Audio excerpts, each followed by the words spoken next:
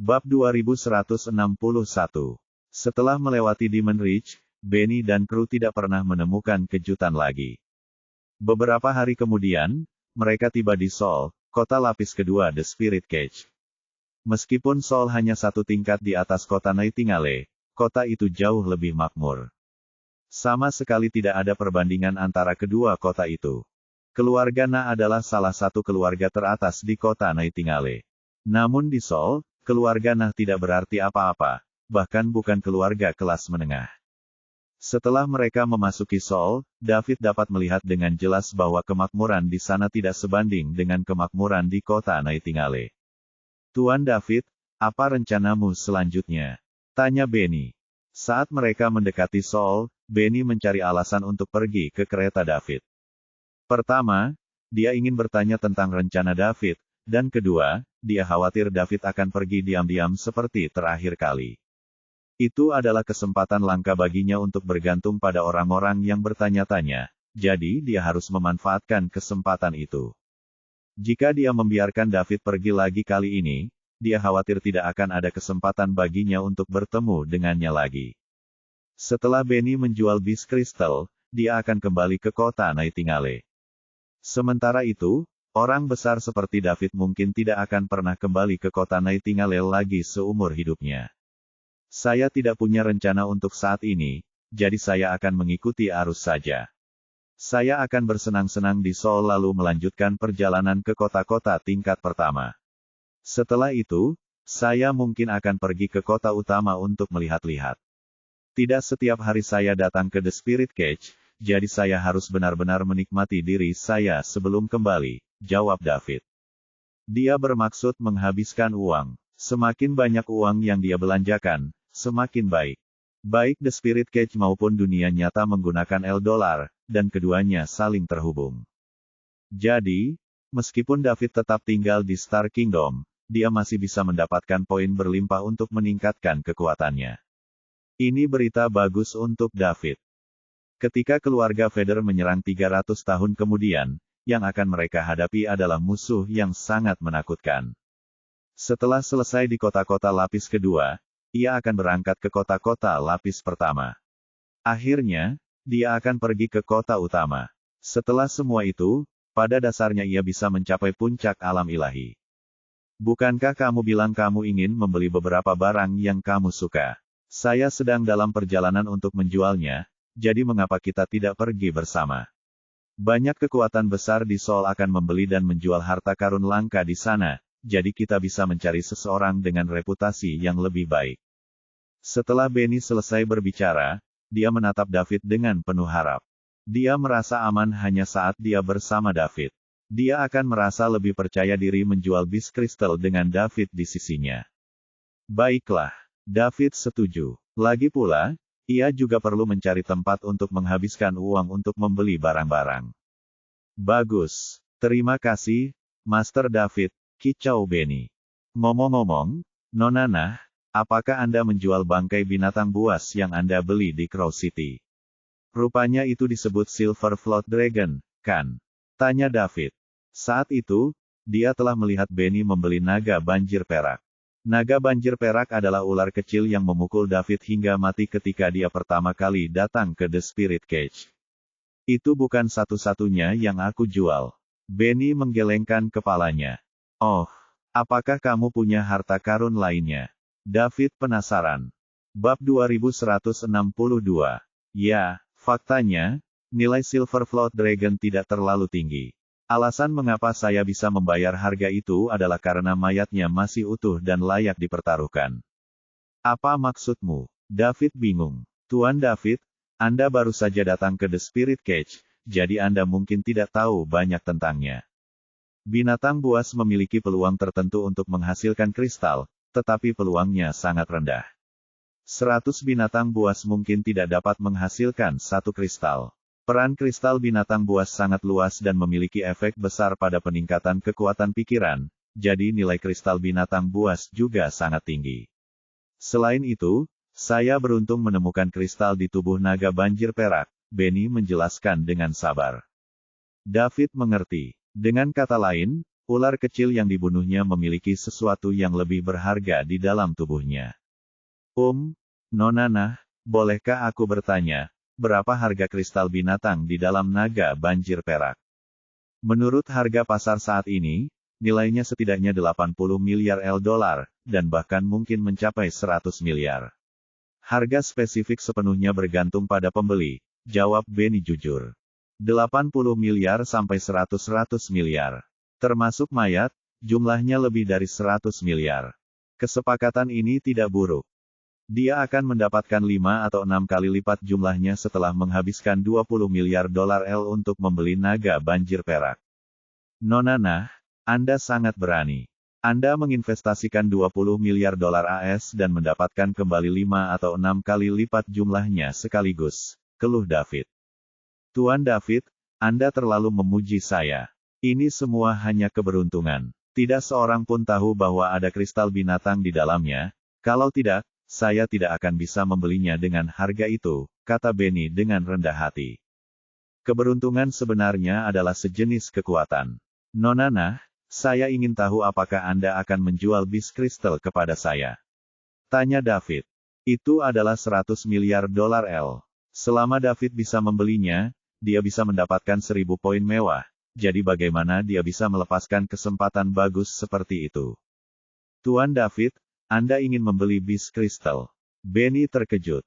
Saya belum pernah melihat benda ini sebelumnya, jadi saya ingin membelinya dan memainkannya untuk melihat apa istimewanya benda ini. David tertawa. Baiklah, jika kamu yakin menginginkannya, aku bisa menjualnya kepadamu seharga 50 miliar dolar, bagaimana menurutmu? Benny menggertakkan giginya dan memotong harganya hingga setengahnya.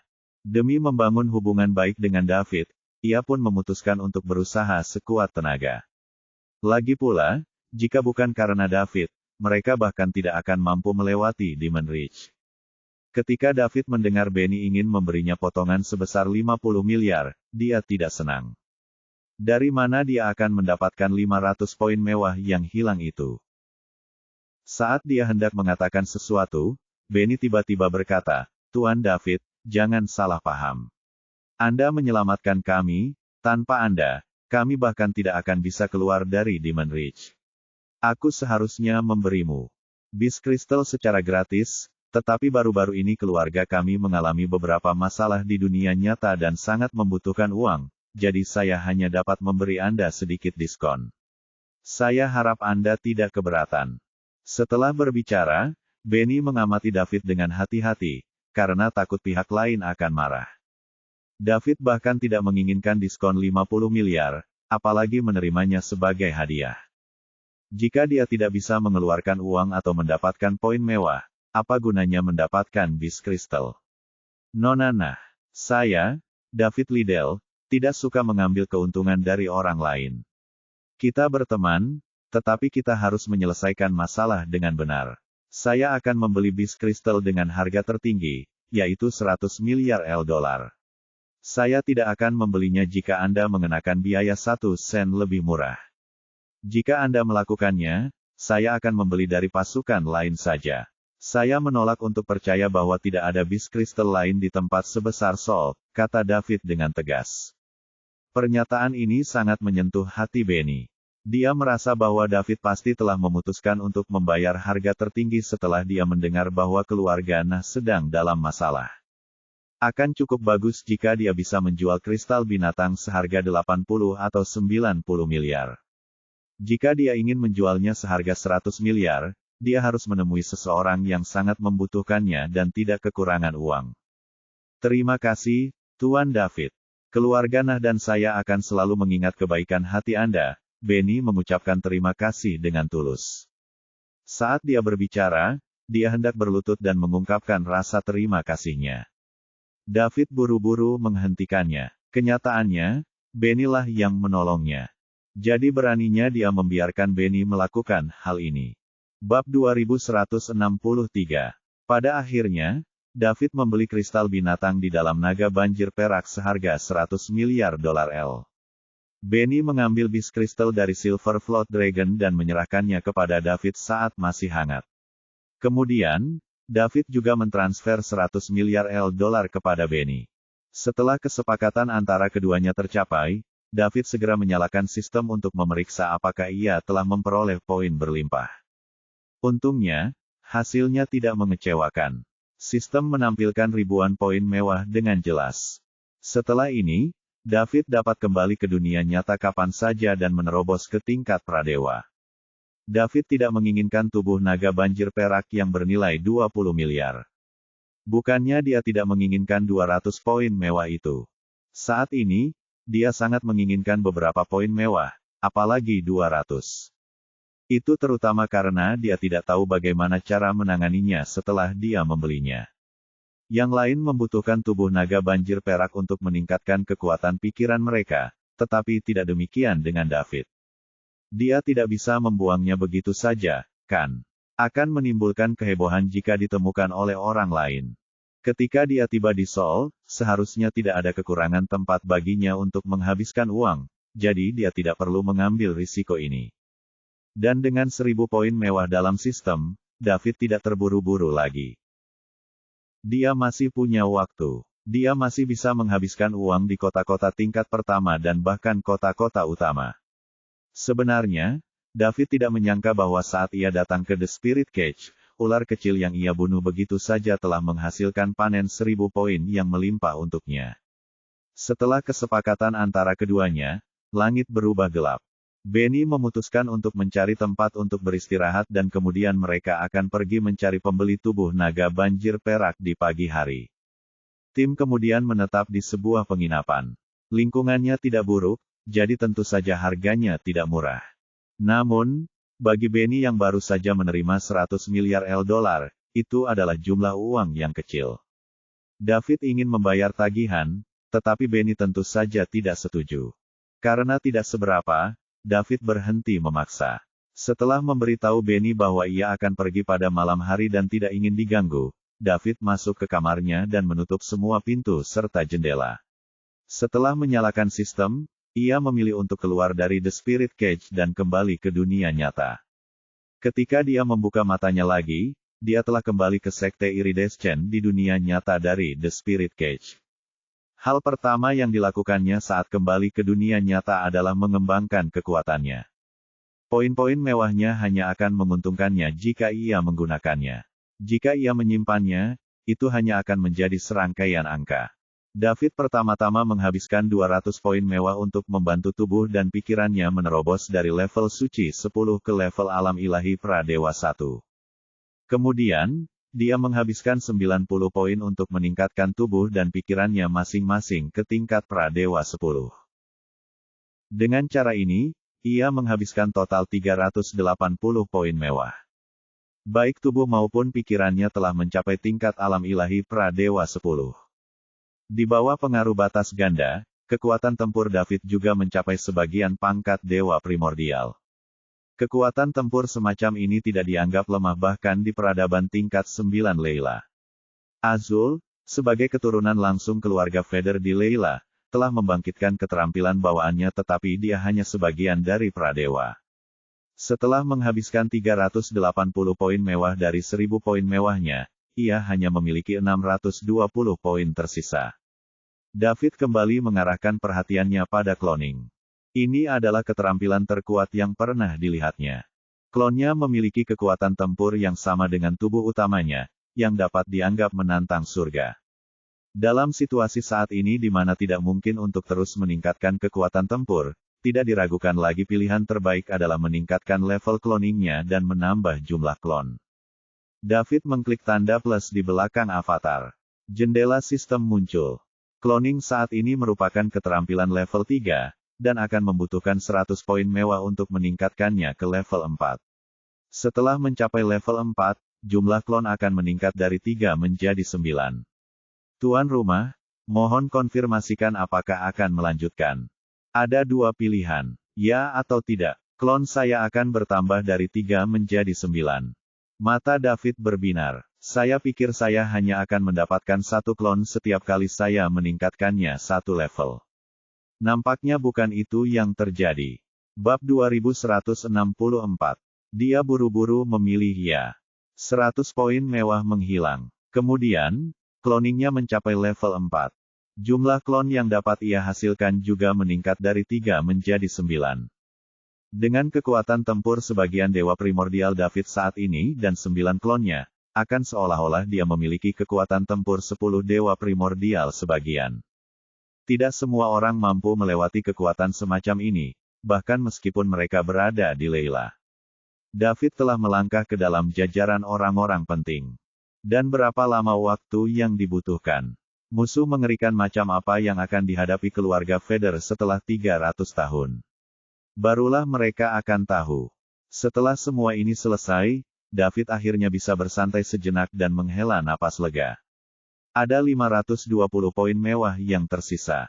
Dia sekarang membutuhkan setidaknya 1000 luksish untuk meningkatkan tubuh atau pikirannya atau meningkatkan level cloningnya. Pada titik ini, David mungkin hanya berdiam diri. Jika dia tetap tinggal di kerajaan bintang, tak seorang pun bisa melakukan apapun padanya. Dewa primordial tak terkalahkan di Leila, dan mereka tidak akan pernah datang ke tempat sekecil kerajaan bintang. Akan tetapi, David suka membuat rencana sehingga ia tidak bisa tinggal diam. Kecuali jika ia dapat mencapai batas kemampuannya sendiri atau meningkatkan sistemnya hingga maksimal. Jika itu terjadi, ia tidak punya pilihan selain tetap diam. Setelah berhasil mencapai sebagian tingkat dewa primordial, David pergi ke The Spirit Cage melalui sistem. Dia telah memberi tahu Celia dan yang lainnya bahwa dia perlu hidup menyendiri untuk sementara waktu. Sementara itu, semua orang bekerja keras untuk memperbaiki diri, jadi David tidak perlu mengganggu mereka untuk saat ini. Keesokan harinya, saat Benny bertemu David lagi, dia merasa ada sesuatu yang berubah pada dirinya. Akan tetapi, dia tidak dapat memastikan apa itu. Pendek kata, intuisi wanitanya mengatakan bahwa David tidak sama seperti kemarin. Kekuatan pikirannya telah meningkat dari level suci 10 ke level pradewa 10, dan kekuatan David dalam The Spirit Cage juga mengalami lompatan kualitatif. Itulah mengapa Benny merasa seperti itu. Selamat pagi, Tuan David. Sapa Benny dengan hormat. Selamat pagi, Bunah. Jawab David sopan. Aku tidak melihatmu satu malam saja dan kau menjadi begitu berseri-seri, Master David. Tidak, kamu terlalu baik. Setelah beberapa kali bertukar basa-basi, keduanya meninggalkan penginapan bersama-sama untuk mencari pembeli bagi naga banjir perak. Sementara itu, David akan berbelanja. Akan lebih baik untuk menghabiskan 100 hingga 200 miliar dolar lagi. Setelah bertanya kepada beberapa penduduk setempat, keduanya sampai di jalan perdagangan terbesar di Seoul. Sejumlah besar harta karun diperdagangkan di sini setiap hari. Naga banjir perak, yang sebenarnya bernilai lebih dari 10 miliar dolar merupakan barang langka di kota Nightingale, tetapi di Seoul, itu hanya rata-rata. Bahkan itu bukanlah harta karun dengan kualitas terbaik, apalagi yang kelas 1. Setelah mereka memasuki jalan perdagangan, David merasa seperti memasuki pasar di bumi. Banyak pedagang berjualan di sepanjang jalan. Keahlian mereka dalam menggertak tak ada duanya. David dan Benny terus melangkah lebih jauh ke dalam. Menurut berita yang mereka peroleh, barang-barang yang paling umum dijual di luar, dan harta yang benar-benar berharga semuanya diperdagangkan di kedalaman jalan perdagangan. Semakin mereka menjelajah, semakin sedikit pula orang yang mereka lihat di jalan. Tak lama kemudian, jalan yang dulu ramai itu menjadi sepi. Bab 2165. David dan Benny berjalan ke tengah-tengah jalan perdagangan. Orang-orang yang datang ke sini semuanya naik kereta mewah. Di kedua sisi jalan terdapat toko-toko tempat orang dapat membeli dan menjual harta karun. Kereta kuda diparkir di beberapa pintu masuk, tampaknya di sana untuk menjalankan bisnis. Target David dan Benny kali ini adalah sebuah toko bernama Treasure Pavilion. Ada banyak kereta kuda yang lalu lalang di sekitar mereka. Benny juga membawa kereta, yang berisi tubuh naga banjir perak. Untuk binatang setingkat naga banjir perak, mayatnya tidak akan membusuk selama beberapa waktu meskipun sudah mati, apalagi mengeluarkan bau yang tidak sedap. Tidak lama kemudian, mereka melihat sebuah toko besar di jalan dengan tulisan, Pavilion Harta Karun, tertulis di atasnya. Tampaknya ini adalah tempat yang mereka cari. Benny meminta kereta di belakang mereka untuk berhenti di depan Treasure Pavilion. Kemudian, keduanya melangkah melewati gerbang Treasure Pavilion dan memasuki aula. Saat mereka melakukannya, sesuatu melesat keluar dari bagian terdalam toko. Kecepatannya begitu cepat sehingga dengan kekuatan Benny, dia hanya bisa melihat bayangan hitam kecil yang melesat pergi. Saat sosok kecil ini hendak melarikan diri dari paviliun harta karun, pintunya tiba-tiba tertutup. Ledakan. Aduh, bayangan itu menghantam pintu dan memantul kembali, mendarat tepat di sebelah David dan Benny. Mereka berdua memperhatikan bayangan itu lekat-lekat. Ternyata itu adalah seorang gadis kecil berusia sekitar 7 atau 8 tahun. Dia sangat imut, dan dia tampak seperti boneka porselen. Dia tersenyum di wajahnya yang memerah yang membuatnya tampak seperti baru saja keluar dari lukisan, tetapi tubuhnya sedikit kotor. Dia duduk di tanah sambil menutupi dahinya dengan tangannya, ekspresi kesakitan di wajahnya. Rupanya tabrakan tadi menyakitinya. Pada saat ini, lampu di aula paviliun harta karun menyala. Kemudian seseorang berkata sambil menggertakkan giginya, "Bocah kecil, akhirnya aku menangkapmu." Kemudian, lebih dari selusin penjaga berlari keluar dari ruang samping paviliun harta karun dan dengan cepat mengepung gadis kecil, David, dan Benny. Sebelum David dan Benny dapat memahami apa yang sedang terjadi, mereka dikepung. Akhirnya, seorang pria parubaya berjalan memasuki aula. Para penjaga otomatis minggir. Ketika lelaki parubaya itu melihat mereka berdua, dia terkejut sejenak.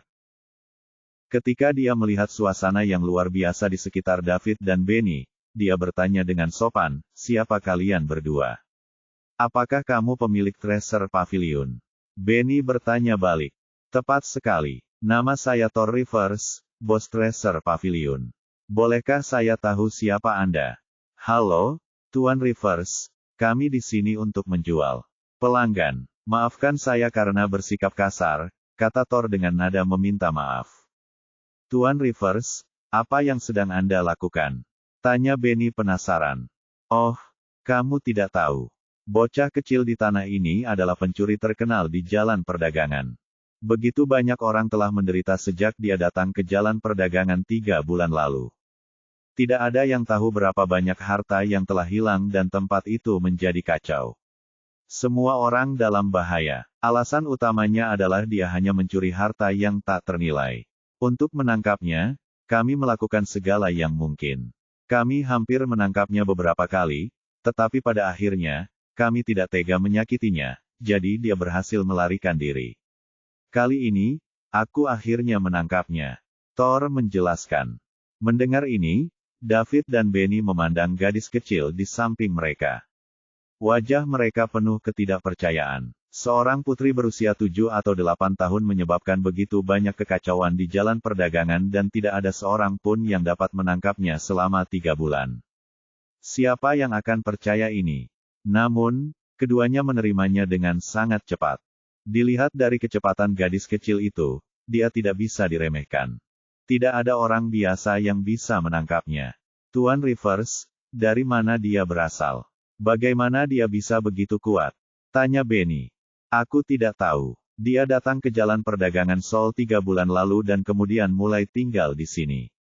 Dia hanya akan mencuri harta orang lain dan karena dia kecil dan cepat.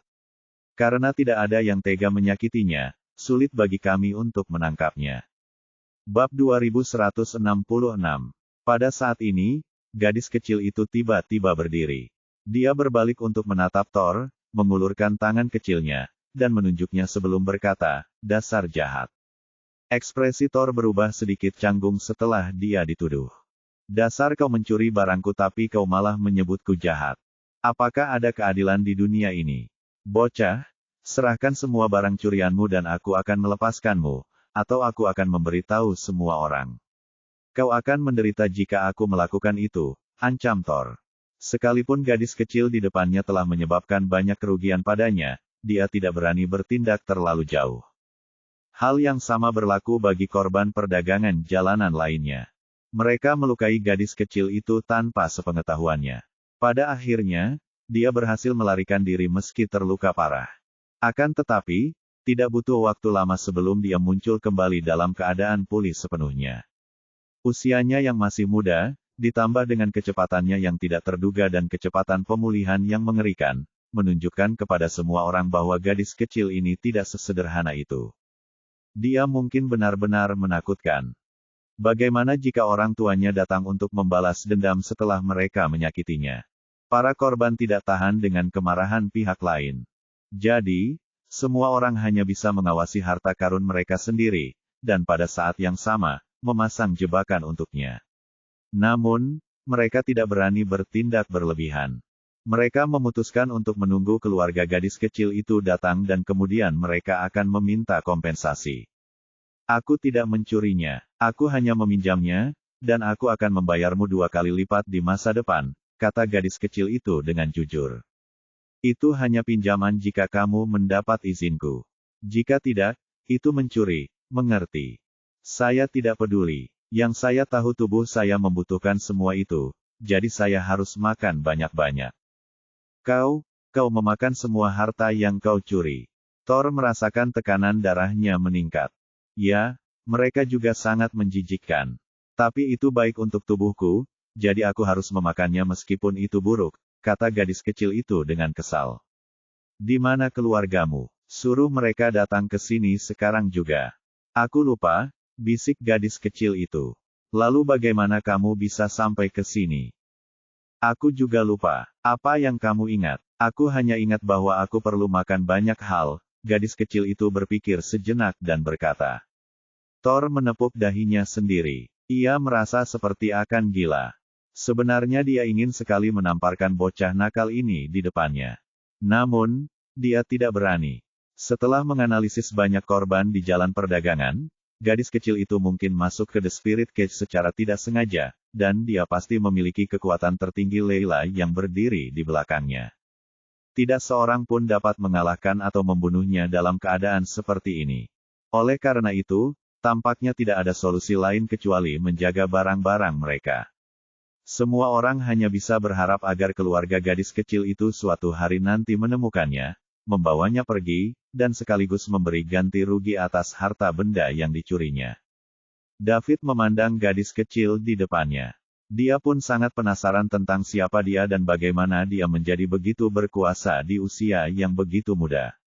Hidung gadis kecil itu tiba-tiba berkedut, dan dia menarik napas dalam-dalam 2 kali. Kemudian, dengan ekspresi santai di wajah mungilnya, dia menoleh ke arah David seolah-olah dia mencium sesuatu yang disukainya. Kemudian, dia bergegas mendekat, memeluk erat paha David, dan berkata dengan ekspresi senang, "Tuan, Anda wangi sekali." Sementara itu, David berdiri di tempat dengan ekspresi bingung di wajahnya. Dia tahu kalau dia sangat populer di kalangan wanita, tapi dia belum mencapai titik di mana dia bisa menarik perhatian baik wanita muda maupun wanita tua, bukan? Bab 2167. 3 bulan yang lalu, di daerah terpencil di peradaban tingkat 9 Layla. Seorang wanita berdiri tegak di kehampaan dengan pedang hijau setinggi 3 kaki di tangannya. Dia mengenakan mahkota di kepalanya dan mengenakan baju besi ketat yang menonjolkan bentuk tubuhnya yang memikat. Pada saat yang sama, ada ekspresi agresif di wajahnya yang memukau. Matanya yang tipis dan indah menyipit saat menatap lurus ke depan. Di depannya ada sebuah benda besar berbentuk bola yang melayang di udara. Objek tak dikenal berbentuk bola ini luar biasa besarnya, dan wanita itu seperti sebutir pasir di depannya. Adegannya menegangkan. Keduanya berada dalam keadaan saling bermusuhan, dan pertempuran yang mengguncang dunia dapat terjadi kapan saja. Pertarungan besar dengan lawan yang memiliki ukuran dan proporsi yang sangat berbeda akan segera dimulai. Menghadapi musuh yang begitu besar, wanita berbaju besi itu sama sekali tidak terlihat takut. Sebaliknya, ada sedikit rasa jijik di matanya. "Kembalilah. Kalau tidak, kau akan mati." Wanita itu berkata dengan dingin sambil mengarahkan pedang hijaunya ke depan. "Permaisuri Elora." Suara robot terdengar dari benda berbentuk bola itu. Permaisuri Elora. Itu adalah nama yang akan membuat semua orang di peradaban tingkat 9 Leia menjadi gila. Ada 5 penguasa yang mengawasi Layla.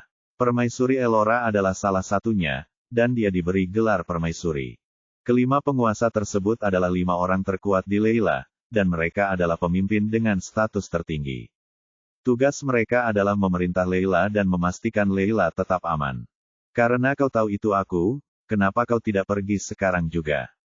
Apakah para Robotia sudah lelah hidup? Atau kau ingin mengulang sejarah? Aku tidak akan bersikap lunak padamu kali ini, kata Elora dingin lagi.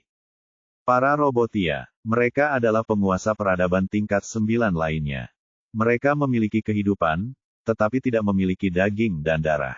Tubuh mereka terbuat dari bahan-bahan berharga yang tak terhitung jumlahnya di alam semesta, jadi mereka adalah ras yang sangat aneh dan unik.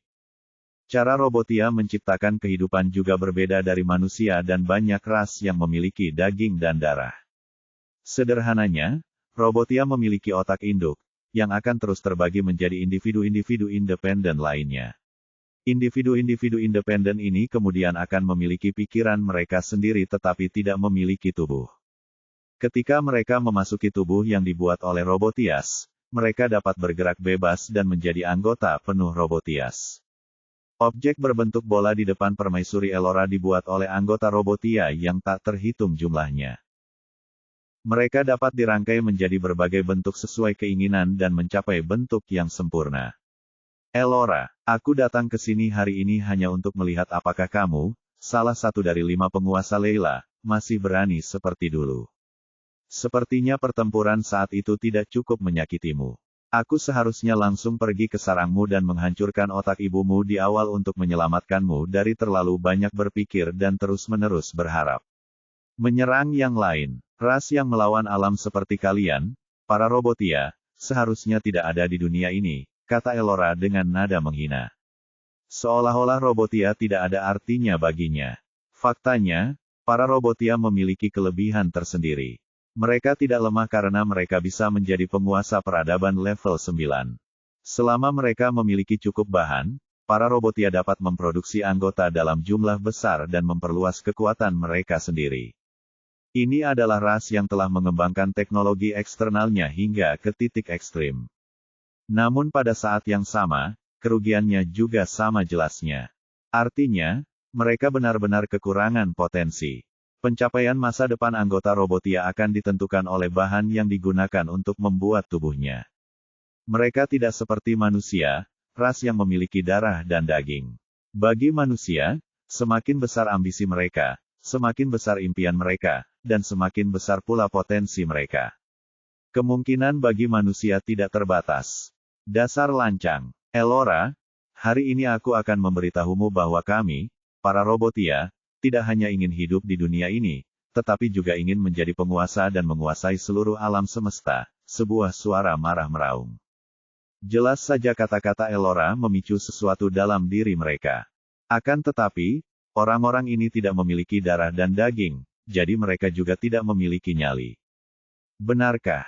Siapa yang dipukuli sampai tidak berani keluar rumah saat itu? Siapa yang harus menundukkan kepala dan meminta maaf kepada kita? Siapa yang harus memohon agar kita mengampuni mereka pada akhirnya? Bab 2168. Itu dulu. Ini sekarang. Kami, para Robotia, tidak pernah tinggal diam selama bertahun-tahun. Kami pasti akan mengejutkan kalian. Saya mendengar bahwa Robotia telah menemukan zat khusus yang dapat diekstraksi untuk menciptakan tubuh LV6 yang dapat menahan serangan para penguasa dan tidak mengalami kerusakan apapun. Tampaknya itu benar. Kalian keluarga Leyland sangat berpengetahuan luas. Tentu saja, apakah menurutmu Layla bisa bertahan hidup selama bertahun-tahun di alam semesta tanpa sumber daya yang kuat? Elora, karena kamu tahu ini, maka kamu juga harus mengerti bahwa Layla tidak memiliki peluang untuk menang kali ini, dan kamu, Elora, hanyalah permulaan. Sebentar lagi, kita akan menghabisi Layla dan menduduki tempat ini sepenuhnya. Jika kau ingin menyerbu dan menduduki Layla, kau harus meminta izin pada pedang di tanganku. Setelah Elora selesai berbicara, dia mengayunkan pedang hijau sepanjang 3 kaki di tangannya. Cahaya pedang seketika membentang jarak di antara keduanya dan muncul di depan benda berbentuk bola itu seolah hendak memotongnya. Kamu keras kepala sekali. Setelah benda berbentuk bola itu berkata demikian, ia meledak dan pecah berkeping-keping, berubah menjadi banyak benda kecil yang dapat bergerak bebas. Pada saat yang sama, mereka juga dengan sempurna menghindari cahaya pedang. Meskipun ada beberapa kerusakan yang terjadi pada robot-robot di bagian tengah, kerusakan tersebut hampir tidak berarti jika dibandingkan dengan jumlah besar Robotia. Pergilah ke neraka. Elora menggertakkan giginya dan mendengus dingin. Lalu dia menyerbu sendirian sambil membawa pedangnya. Bentuk bola itu berubah menjadi aliran robot-robot kecil yang rapat dan tak berujung. Ada angka di atas masing-masingnya. Yang paling banyak adalah LV1, lalu LV2. Semakin tinggi levelnya, semakin sedikit jumlahnya.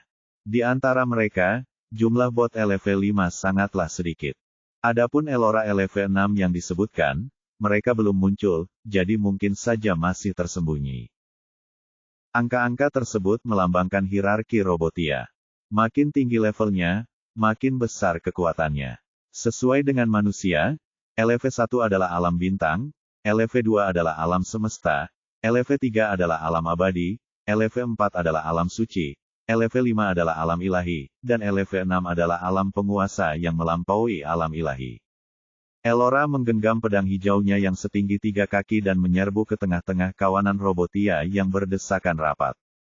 Dengan setiap ayunan pedangnya, 100.000 atau lebih Robotia berubah menjadi debu. LV1 dan LV4 tidak jauh berbeda di hadapan seorang Overlord. Dengan kata lain, hanya kekuatan tempur LV5 yang setara dengan manusia di alam ilahi yang akan memainkan peran kecil atau bahkan berusaha menghindari serangan Elora di saat-saat kritis dan memastikan keselamatan mereka sendiri.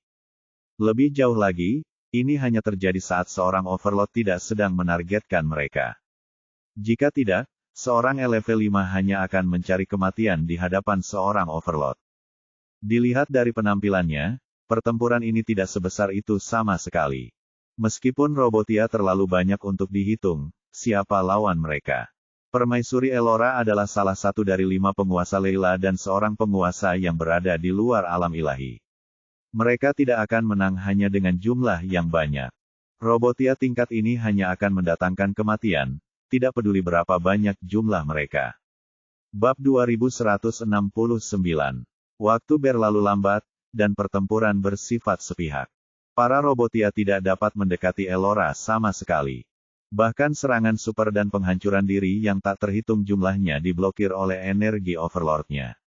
Serangan Elora mulai mengintensifkan, dan setiap serangan akan memusnahkan puluhan juta Robotia.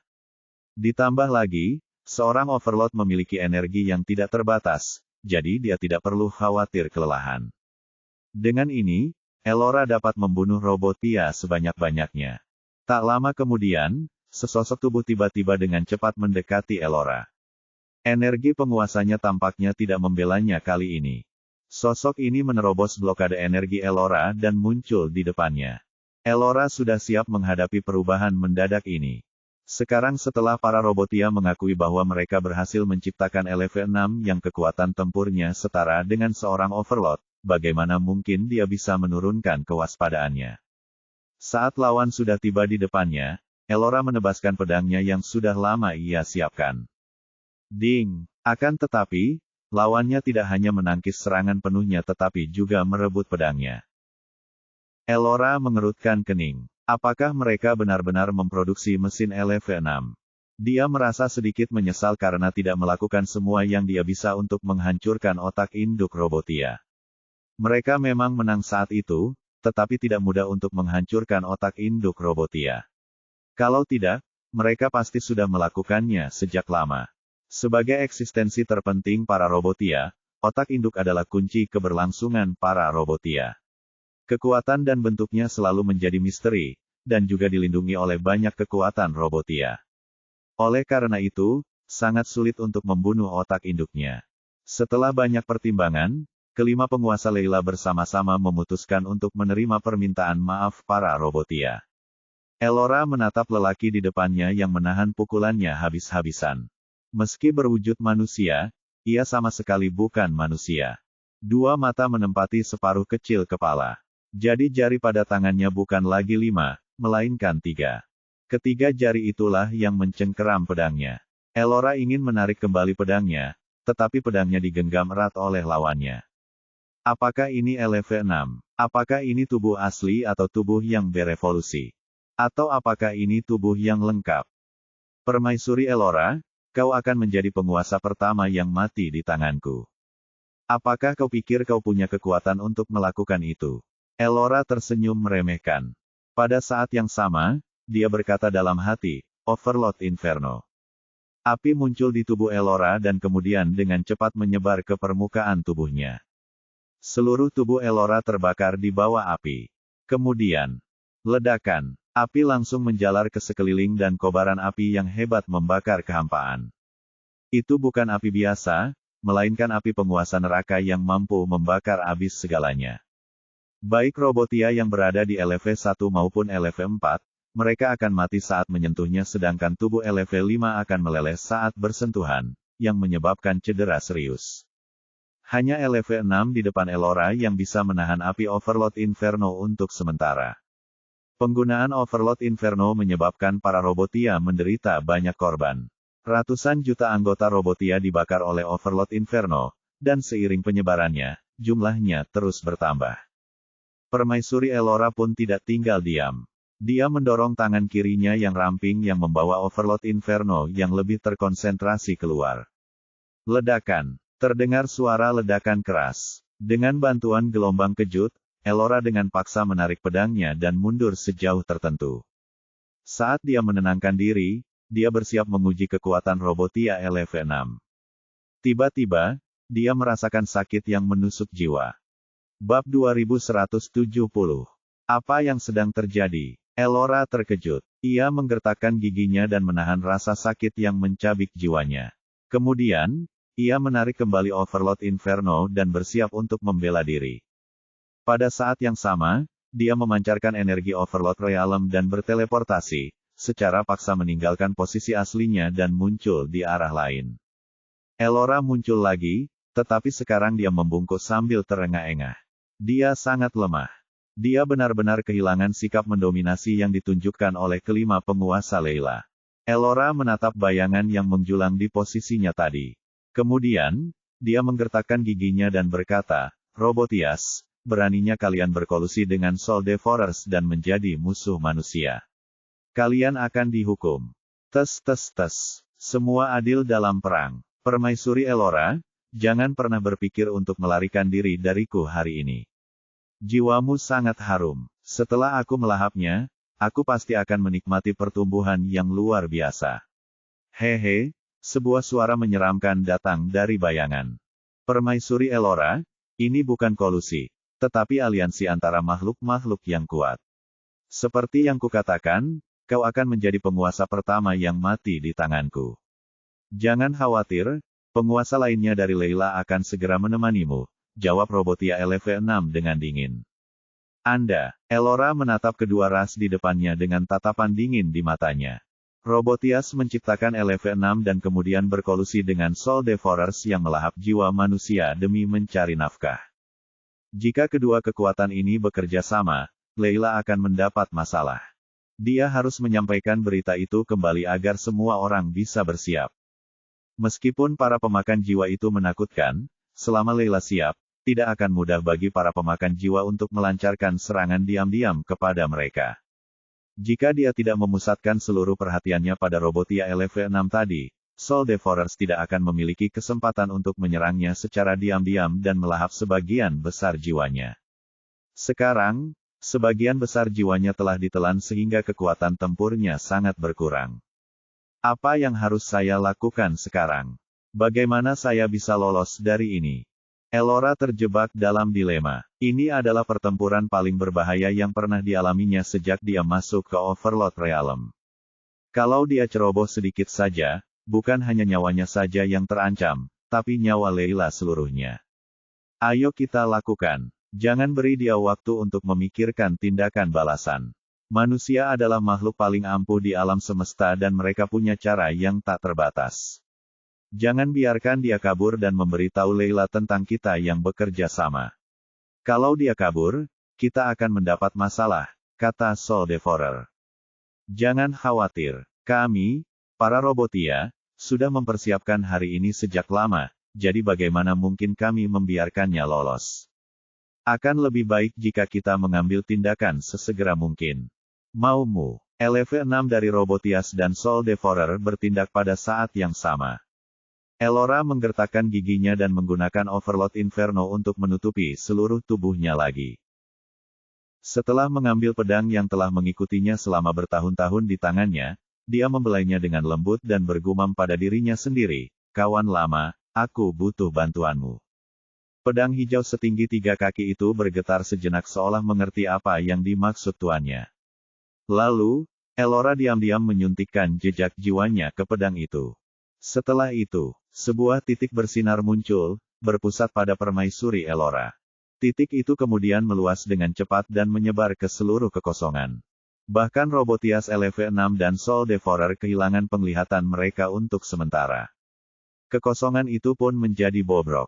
Ruang yang lebih dari 10 dimensi dipelintir menjadi bola. Tidak ada ledakan atau suara, tetapi daya rusaknya begitu dahsyat sehingga semua ras di alam semesta bisa merasakan ketakutan yang luar biasa. Pada saat ini, pedang Elora mengambil kesempatan ini dan menghilang ke dalam kehampaan dalam sekejap. Ketika kehampaan kembali tenang, Robotia LV-6 dan Soul Devourer terdiam cukup lama. Seperti yang diharapkan dari seorang permaisuri yang merupakan salah satu dari 5 penguasa Leila, dia memang pantang menyerah.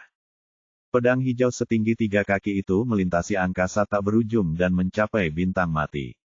Kemudian, pedang itu menembus planet itu dan menyegelnya dengan seluruh kekuatannya. Akhirnya, ia mengirimkan jejak jiwa Elora ke The Spirit Cage. Hanya di The Spirit Cage jiwa permaisuri Elora dapat dipelihara, diperkuat, dan dipulihkan. Tentu saja, proses ini mungkin memakan waktu sangat lama, tetapi setidaknya masih ada harapan.